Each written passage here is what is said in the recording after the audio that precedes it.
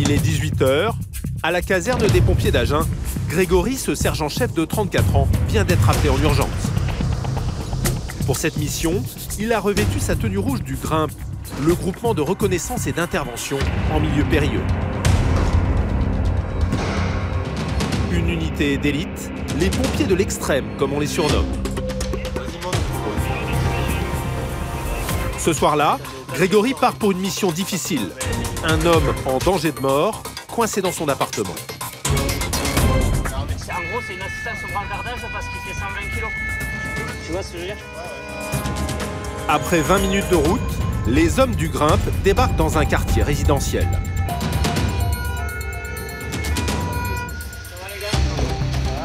Et très vite, les pompiers comprennent que l'intervention est à haut risque. C'est la fenêtre allumée là-haut. Là, il y a les gens qui regardent. Le sauvetage doit avoir lieu au sommet de cet immeuble de 10 étages, trop haut pour la grande échelle. C'est une personne qui est en difficulté respiratoire chez elle. Il y a le SAMU qui est sur place. Et elle pèse un petit peu, elle fait 120 kg. Mais le problème, c'est le poids et l'ascenseur qui n'accueille pas le brancard. Effectivement, l'ascenseur de l'immeuble est trop étroit. On va monter au 7e. Impossible d'évacuer une victime par là, ni par l'escalier. Mais voilà, l'homme habite au 7e étage. Voici la victime. Elle souffre d'obésité et pèse plus de 120 kg. En détresse respiratoire, son cœur risque de lâcher. La famille est inquiète. Mais il commençait à être marbré, transpirer des grosses gouttes. Donc voilà, c'est de suite, il faut appeler les pompiers de suite, quoi. Donc ça arrivait très rapidement. L'homme qui n'en peut plus est soulagé de voir arriver les secours. Ils sont là, ça va mieux. Seule solution pour sauver le malade, le sortir par le balcon. Pour y parvenir, Grégory doit installer un treuil chez la voisine du dessus. Bonjour. Bonjour. On va peut-être utiliser votre appartement comme point d'ancrage, madame. Le pompier va tenter d'arrimer tout un système de cordes sur ce balcon à 30 mètres de haut. Moi, je m'imaginais un eau de cordes et deux descendeurs, deux protèques de cordes, levés. Ouais, parce que moi je me compte. Tout le problème, trouver un point d'ancrage pour supporter le poids du malade et celui du secouriste. Il y en a pour 250 kilos. Non, ça se Mais là, on va les fissurer les bordels. Et ça se sort pas, ça? Si on met de la charge dessus. Ça se sort Non, pas. les deux se sortent pas. Si on met de la charge dessus, on éclate. Il n'y a pas de fenêtre. Non, voilà. La manœuvre par elle-même, elle est simple. C'est le point sur lequel on va s'accrocher qui peut être compliqué.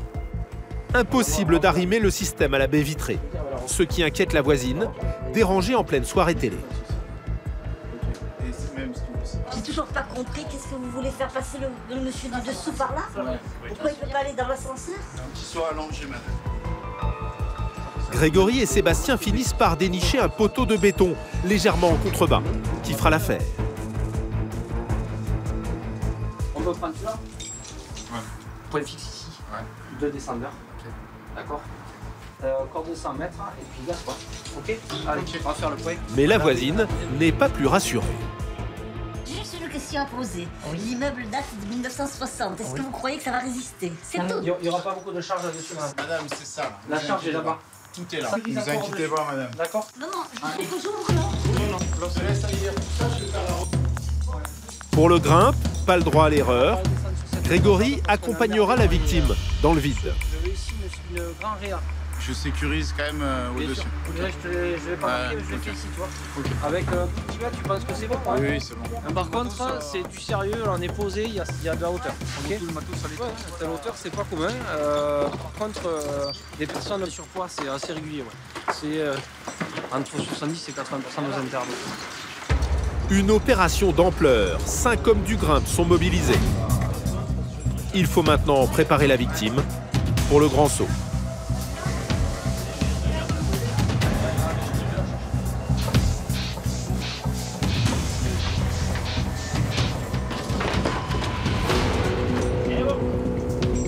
Le temps de l'amener sur le balcon, tout le monde retient son souffle. On va faire, on va lever le monsieur, vous rattraper le mou au fur et à mesure, on va le mettre en appui sur le balcon. Grégory, lui, est déjà arrimé à 30 mètres de haut. Sa vie ne tient qu'à quelques mousquetons. Ok. Allez les gars, on lève. Plus question de reculer. Allez, à bras, ferme. Allez, ravale le mot. L'homme de 120 kg bascule dans le vide. Ravale la planche. Il verrouille le palan. Allez, mou les gars, c'est parti. Doucement, hein. Parce qu'on va passer le... Grégory est très concentré, mais il n'oublie pas de rassurer le malade. Allez, parfait, j'ai pied au-dessus. Nickel comme ça, cool. Vous m'avez dit votre prénom du coup, monsieur? Allez, dans 2 minutes, vous êtes en mode. Top pouille, hein. La vitesse, parfait. Allez. Ça va? Donnez-moi la main si vous voulez. C'est bon? En suspension, la civière frôle les balcons à la verticale. Ça va? Allez, il reste 4-5 étages. Pouille! Ouais. Elle freine plus doucement. Plus doucement les gars, plus doucement, tout doucement. Finalement, après 2 minutes de descente, Doucement les gars, doucement.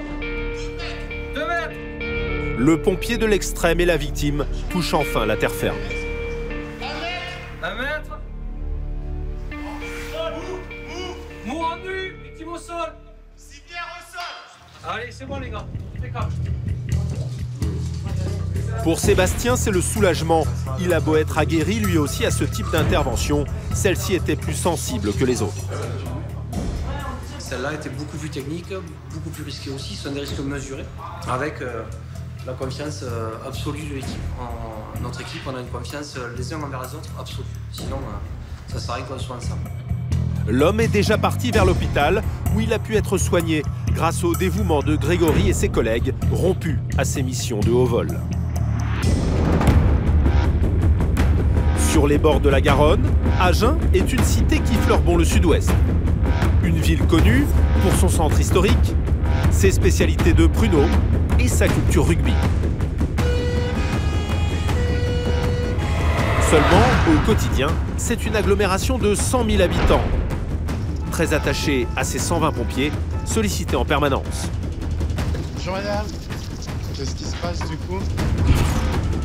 Il faut dire qu'ils peuvent faire des miracles, même quand le pronostic vital des victimes est engagé. Monsieur, c'est moi les mecs. Certaines familles font même appel à eux en pleine crise, quand par exemple un enfant se retrouve pris en plein milieu d'une bagarre de voisinage.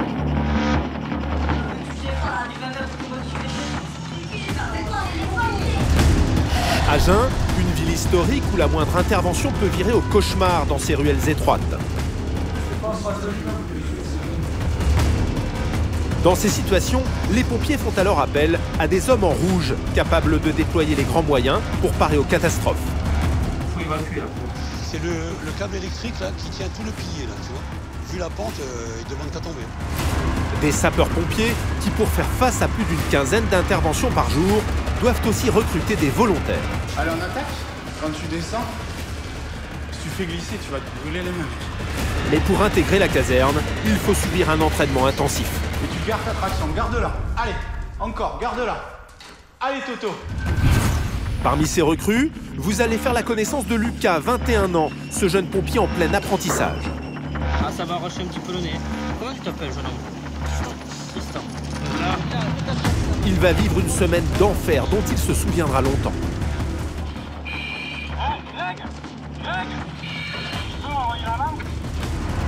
Des jeunes volontaires, encadrés par Grégory, le pompier de l'extrême qui n'a pas froid aux yeux. Ça va, madame? Allez, vous inquiétez pas, dans 30 secondes, vous êtes en bas, d'accord? Plongés dans le quotidien à 100 à l'heure des pompiers d'Agen.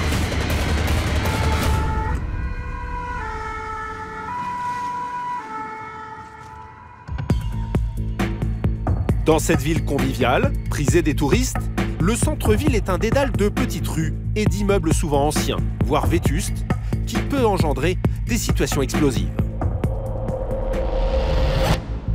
Pour les surmonter, la caserne d'Agen compte une centaine de pompiers, et parmi eux des unités spécialisées, chargées de prêter main forte à leurs collègues. Ce soir-là, son tour de garde à peine commencé, Cyril est déjà appelé sur une intervention. Ce sergent-chef de 37 ans, originaire d'Agen, connaît la ville comme personne. Un accident de voiture vient de survenir dans le centre. Là, on part sur un accident de la circulation sur la commune d'Agen. Une voiture seule contre un bâtiment, apparemment. Voilà, on n'a pas plus de notions. Cet accident, a priori classique, va déboucher sur une situation très complexe. Bordel. Ouais. Oui, j'y pense. Sur place, le pompier découvre cette voiture qui a heurté le mur de plein fouet. Son conducteur, blessé, est au sol. Est-ce que ça fait plus mal ou moins mal? Ça s'accentue? C'est au niveau des côtes, là? D'accord. Ce jeune militaire sortait d'un bar quand il a perdu le contrôle sur cette portion pavée. Vous savez quel jour on est, là, monsieur? C'est vendredi. Ok. Et vous êtes où, là? Je suis à Alger. C'est vous qui conduisez? Oui. Ok. Qu'est-ce qui s'est passé? En gros, je suis arrivé un petit peu trop vite et je crois que j'ai tapé un peu tôt. Ah ouais. Je vais faire un maintien du bassin, on va lui allonger les jambes. Le jeune homme est blessé aux côtes. Allez, bougez pas, monsieur, on va juste vous allonger les jambes. Ok, c'est bon. Aïe. Mais Cyril découvre un autre problème. La voiture a causé de gros dommages sur l'immeuble d'en face. Elle a tapé contre la façade. Et on voit bien la façade qui est complètement explosée. Le bâtiment ancien a très mal encaissé le choc. Le bâtiment qui est en déséquilibre, qui a été impacté par l'accident, il est collé à d'autres habitations. Donc on va aller faire une reconnaissance, voir s'il y a des familles à l'intérieur. On ne peut pas les laisser dans une zone de danger comme ça. Alain, le collègue de Cyril, décide d'aller prévenir les occupants de toute urgence.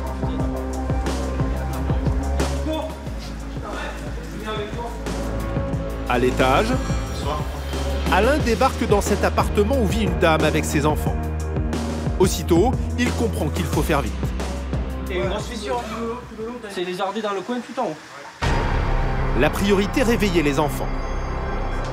Il faut évacuer là. Alain craint que tout ne s'effondre en quelques secondes. Vu que la façade menace de tomber, il faut évacuer l'immeuble. Il est habité, il y a des enfants, des adultes. On va lever le doute et après on verra ce que ça va donner. En 3 minutes, la petite famille se retrouve dans la rue. Sans l'intervention des pompiers, ils seraient encore en train de dormir. Tu n'as rien entendu? Tu as entendu un bruit? Toi non plus? Tu n'as rien entendu? On a dû aller réveiller les enfants. Les parents avaient été réveillés par le choc, le bruit du choc. Mais voilà, on a réveillé les petits bouts et ils vont être pris en charge par la commune. Alors une question se pose. Comment un tel accident est arrivé? Vous avez consommé de l'alcool, monsieur? Vite fait, ouais. C'est pour le médecin, hein. C'est pas pour, on n'est pas la police. Quelques instants plus tard, la police arrive justement. Et le test d'alcoolémie ne va pas plaider en sa faveur. Je vous laisse prendre l'appareil si vous pouvez. Sinon, je vous le fais directement. Prenez beaucoup d'air et faites un secours. C'est à 0,59. Je multiplie ça par 1 gramme. Son taux serait 2 fois supérieur à la limite autorisée. Mais voilà, le banal accident de voiture est sur le point de provoquer une catastrophe en chaîne. Pour éviter le pire, Cyril a fait appel à une unité hors norme. Celle de Patrick, ce lieutenant, le patron de la cellule sauvetage déblaiement, spécialisée dans les immeubles qui menacent de s'effondrer. Si l'immeuble s'effondre, ces immeubles-là risquent d'être impactés. Et le diagnostic est inquiétant. Au fil des minutes, les fissures s'aggravent. Ah oui, là ça s'écarte, oui, ça s'écarte. Et là, tu vois, ça y était pas, il n'y avait pas les fentes tout à l'heure. Non, mais ça va tomber là, c'est sûr que ça va tomber. Le tout, c'est de savoir quand. Parce que là, il est hyper fragilisé, il est hyper... en plus, c'est tout des briques, tu vois, c'est des briques de façade. C'est des pierres de façade qui ont été maçonnées légèrement en plus. Hein. Les joints sont tout petits, quoi. L'immeuble risque à tout moment de s'effondrer comme un château de cartes. Donc tout le poids de l'immeuble reporte sur cet angle ici là, qui est en train de s'effriter. Et j'ai la nette impression qu'il est en train est en train de lâcher. L'urgence pour Patrick, couper le gaz et l'électricité dans tout le quartier. Moi, à mon avis, c'est le câble électrique là, qui tient tout le pilier, là, tu vois. Vu la pente, il demande qu'à tomber. Et les conséquences peuvent être dramatiques. Alors une cellule de crise prend le relais dans ce camion. Si s'effondre, possibilité, risque incendie parce qu'on a toujours l'alimentation électrique des 2 bâtiments concernés. Fuite de gaz, si les bâtiments s'effondrent, les conduites risquent d'être impactées, donc risque de fuite de gaz. Et augmentation et création des victimes. Ironie du sort, la mairie d'Agen avait envoyé un courrier au propriétaire quelques jours plus tôt pour faire démolir l'immeuble. Il évolue, le bâtiment, tout doucement, il est en train d'évoluer. Un banal accident de la route a finalement accéléré les choses. Quelques jours plus tard, le bâtiment n'est pas consolidable, la mairie le fait détruire.